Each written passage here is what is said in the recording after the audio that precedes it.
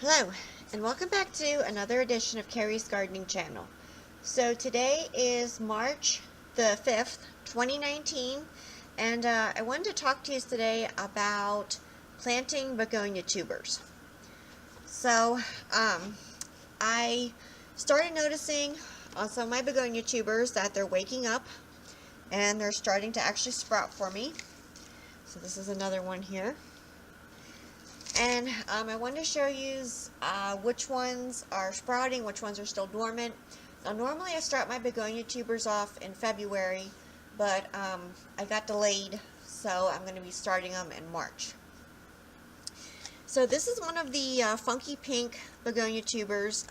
The funky pink one I grew last year from seed, and did produce a nice tuber for me, which is this right here. And as you can see here, this is the top of your begonia bulb here, and there's no pink sprouts on it, there's no white sprouts on it, so this one here is actually still dormant. So what you could do with this one here, there's several different things. One thing you could do is you could move the paper bag to a warmer, more lit area, and that would help trigger it to start waking up and starting to grow.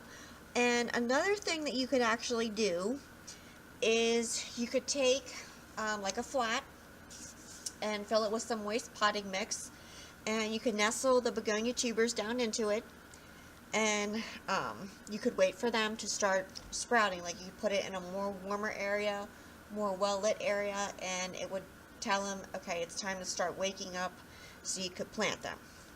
So that's what you could do with these right here. And as soon as you see them like starting to sprout, then you want to take them out of there and put them into their container so that they could grow. So let me show you these here. So this one here is actually an apple blossom begonia, and this is one of the non-stops. Now I started these from seed. These are probably 3 or 4 years old. And this one here is actually ready to plant. So you can see the sprout here. Now what will actually happen if I don't plant this, this will keep growing and you'll get a really long, thin plant growing, and it'll easily break off. So it's not really what you want. You want to get these planted as soon as you see them starting to sprout. You can plant them while they're still dormant. But what I find is sometimes they rot on you, so I just like to plant them when they're starting to grow. So this one over here is a pendula begonia. Now the reason I wanted to show you this one here versus this one here is the sprouts are different colors. So they can be pink, they can be like a whitish yellow color, or reddish. And then these are the Santa Barbaras back here. Now this one here was actually one I started from seed last year, and you can see the sprouting right down in here. So sometimes you do have to look the tubers over for sprouts to see if they're sprouting or not. And when you check on your begonia bulbs, what you want to make sure is that they're not drying out, that they're not you don't want them squishy, you don't want them dry, that they just crack in your hand. You want them nice and firm. Now I have planted them already when they kind of were a little squishy. They did okay for me, but it's best to just find them when they're nice and hard. Definitely if you're buying them in the store and they feel squishy, don't buy them. So I'm going to show you here how to plant these. So I'll be right back. Okay, so what I did with my container here, and there's different types of containers you can use. You can use a container like this. You can use one of the square containers, a white one like this, even these little ones like this. Sorry about that, you can't see them like this. And what I try and do is I try and match the begonia tuber up to the size of the container that I'm going to be planting it in. the difference with begonias is begonia tubers actually put roots out on the whole thing. So even the top will put roots out on this begonia tuber. So you want to make sure that you have the top covered. And I find that a deeper container also gives you more stability even when you transplant it to like one of your planters or something like that. We tend to get a lot of wind where we're at, so I like to get a nice sturdy base for the roots to be able to grow out in and help hold the plant. So this one's going to be good for this container here. This is one of the non-stop apple blossom begonias, and I'm going to just fill this whole thing in here. I'm using regular Miracle-Gro potting mix. Put this in here.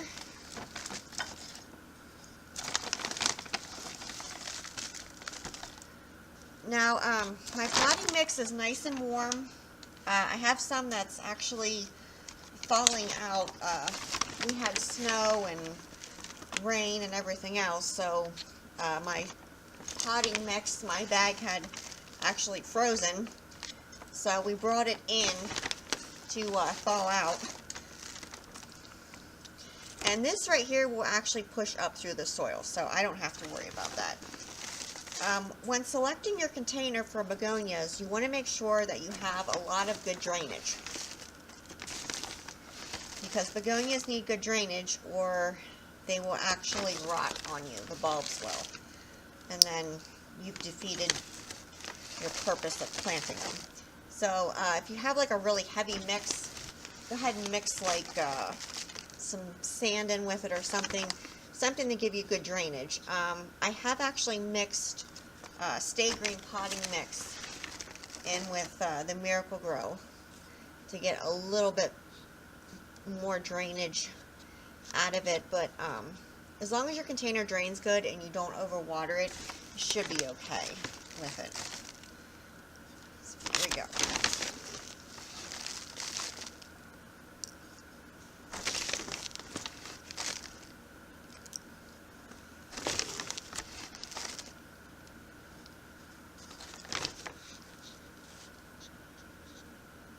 So if you find any clumps, go ahead and break those up.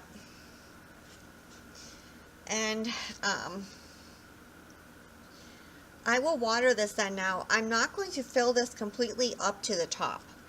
And the reason why I'm not going to fill my potting mix all the way up to the top is I want to have a water reservoir. So when I water this, my water isn't running out all over the place. It's not dumping the potting mix out all over the place. So it's just a really good idea to leave a water barrier there so that you have that space there to water your stuff. So I'm going to water this and I'll be right back. So I put my container on a little tray right here, and I'm just going to pour some water over this and water this here real quick. Now, this is going to take a little bit to soak down through, and I do have probably about 4 boxes of mostly begonia tubers to go through and see who's waking up, who needs planted, and who's still dormant. So that's going to take me a little while to do that, and then I'll be getting the rest of these planted here. So I will put these over in my growing area under one of my grow lights. I have a link down in the description for the lights that I use. My lights are on for 14 hours a day, and they're on an automatic timer. I do run a fan down there for 14 hours a day. That helps to keep air flowing, and that helps your plants a lot. It gets rid of the oxygen, gives the plants carbon dioxide, and it just is really good to have a good airflow going in your growing area.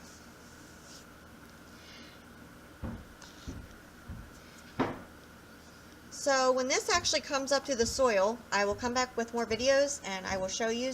Now, one thing I do want to mention, if you happen to have a begonia tuber that has like a soft spot in it, or part of it's rotted but the other part is still good, and there's growing nodes on it, like the little sprouts on it.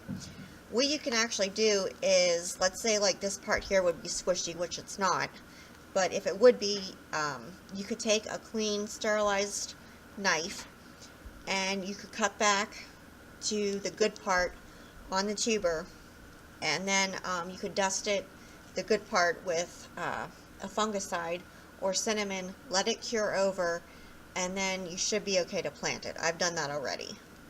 So that way then you wouldn't lose the entire thing. The part that would be squishy, you'd want to get rid of that. But you could still keep the good part. So I just wanted to add that in there for you. So if you like my video, please like, comment, subscribe. If you have any questions, you can leave them below and I'll try and answer them for you. Please don't forget to hit the little notification button. That'll tell you as I put a new video on.